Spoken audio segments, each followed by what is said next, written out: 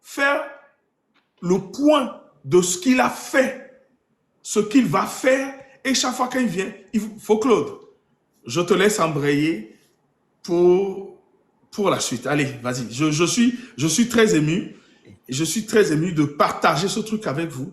Nous avons des audios, des centaines d'audios de Sylvanus Olympio pour les comptes et les comptes et les comptes et les comptes qu'il faisait.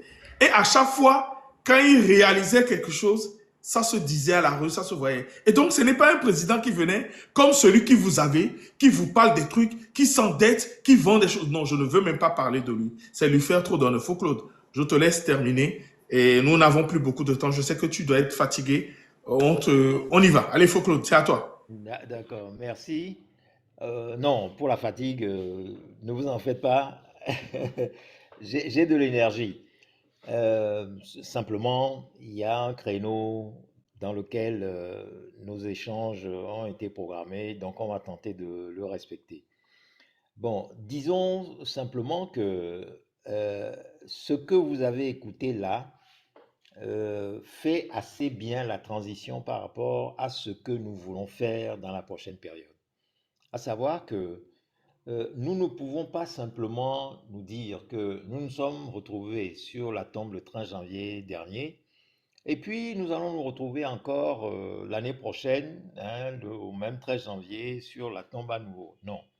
Maintenant, pour que la question de ce dirigeant de la lutte du peuple togolais pour la conquête de son indépendance et pour la construction du Togo soit connue, parce que ce que vous devez savoir, c'est qu'il fut un temps au Togo où parler de Sylvanus Olympio était un crime qui était puni d'arrestation, de bastonnage, d'emprisonnement et même de mort.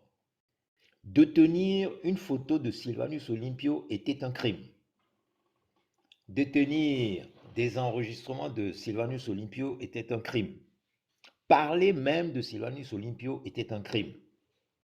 Et donc, beaucoup de familles ont tendu à faire disparaître les traces des biens ou de ce qui pouvait parler de Sylvanus qu'ils détenaient. Des photos, des livres, des publications, ou différents objets.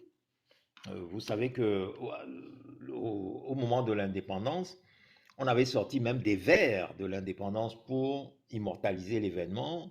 On avait sorti des bols, hein, des bassines dans lesquelles nos mères rangeaient leurs pagnes, hein, bon, pour les immortaliser, etc. Et tout cela, bon, les gens les ont fait disparaître, les ont détruits, ou certains les ont cachés. Et c'est pourquoi nous en retrouvons quelques-uns aujourd'hui que nous préservons chaleureusement. Donc pour nous, il est très important que désormais nous mettions une attention particulière à réhabiliter totalement la mémoire de Sylvanus Olympio. Et la plateforme que nous avons créée et qui entend développer l'initiative pour que le 13 février prochain, nous soyons encore sur la tombe de Sylvanus Olympio, a pris sur elle d'œuvrer à ce que toutes les informations soient données pour, disons, battre en brèche, hein, tous les mensonges et toutes les calomnies qui ont été déversées sur Sylvanus Olympio. Parce que pendant tout un temps au Togo, sous le régime des Yadema, et ça continue encore de différentes manières. Aujourd'hui, je vous expliquerai comment et pourquoi. Bon, on a tout fait pour mentir dans le compte de Sylvanus Olympio, à telle enseigne que le 13 janvier, rappelez-vous, a été décrété journée de la libération nationale par Yadema. C'est-à-dire que pour lui, le fait qu'il ait assassiné Sylvanus Olympio était une libération pour le Togo. D'après lui, de quelle libération s'agit-il?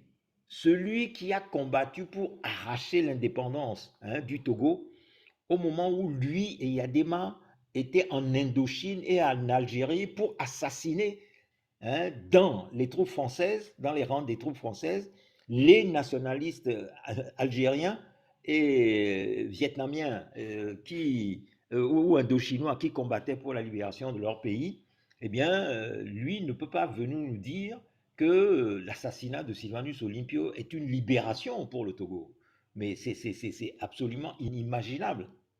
Et donc, contre tous ces mensonges, tous ces calomnies-là, nous entendons rétablir la vérité sur l'histoire et la fille de Sylvanus Olympio, le réhabiliter complètement et le laver de toutes ces calomnies qui ont été déchaînées contre lui. Ensuite, nous entendons lui rendre justice, c'est-à-dire faire en sorte que tout soit connu sur la vérité de son assassinat, les raisons qui ont amené à cet assassinat, les conditions dans lesquelles ça s'est passé, les implications qui ont amené, le complot qui a été ourdi pour le faire disparaître.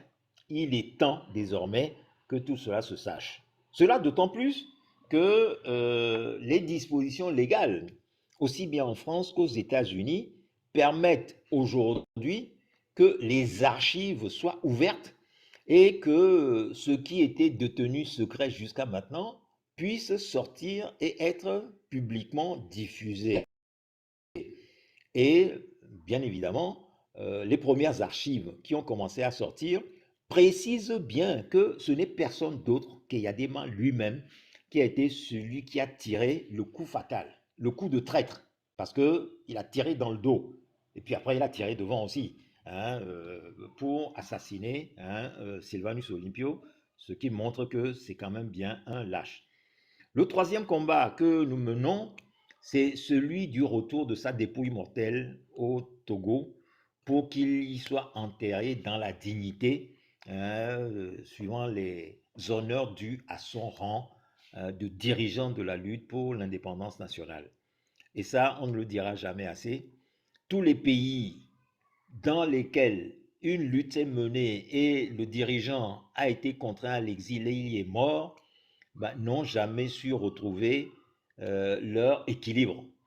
Et dans le cas du Ghana, je l'ai cité dernièrement, je le cite encore aujourd'hui, il a fallu que les populations ou les dirigeants en prennent conscience, fassent tout pour que le corps de Nkrumah soit ramené au Ghana pour que ce pays sorte de la crise ou des multiples crises dans lesquelles il se débattait pendant de longues années.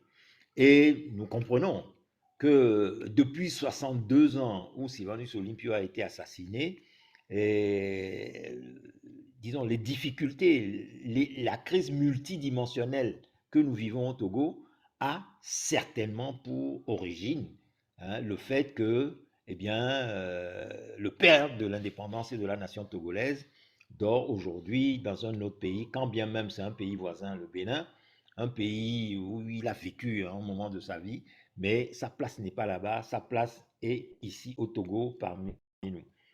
Et en quatrième point, nous entendons revitaliser sa vision. Ça veut dire quoi? Ça veut dire précisément faire connaître les idéaux qu'il avait pour le Togo.